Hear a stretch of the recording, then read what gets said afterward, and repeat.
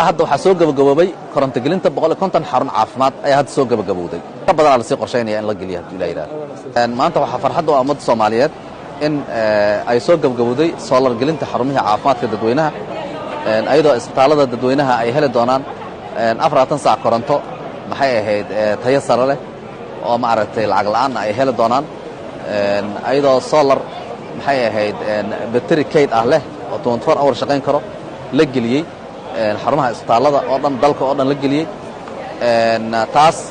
oo koronto awoodeeda 100% ay tahay baahida isbitaalka maaragtay dabooli karto la geliyay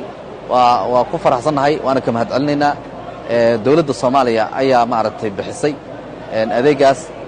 gaar ahaan wasaaradda waxa maamuleysay korontada iyo kheyraadka biyaha ayaa maamuleysay iyadoo oo deeqda uu ku deeqay World Bank uu dawladda Soomaaliya ugu deeqay tani wax badan ay ka bedeli doontaa baahida isbitaaladeen ee xarumaha caafimaadka ay qabeen gaar ahaan kuwa maaragtay meelaha fogfog ku yaala iyo tuulooyinka miyiga ku yaala ayaa si aad ah ugu dirsan doono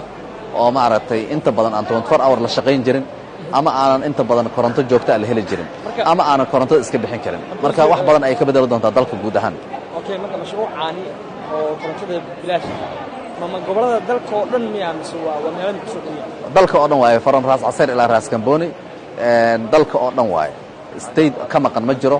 guud ahaan 150 xarumood ay hadda solar la geliyay waana la sii balaarin doonaa dalka oo dhan waaye ma gobol gooni ah iyo degmo gooni ah ma marka hadii sida saxda ah loo hirgeliyo nidaamkani korontada bilaashka ah gobaca caafimaadka muxuu ka bedeli karaa marka wuxuu ka bedeli doonaa ay tayada adeeg bixinta ayuu wax ka bedeli doonaa balaarinta adeeg bixinta isbitaalada ayuu wax ka bedeli doonaa xilliyada la shaqayn jiray ayuu wax ka bedeli doonaa qarashaadkii oo maaragtay bixi jiray isbitaalka culaysadii ay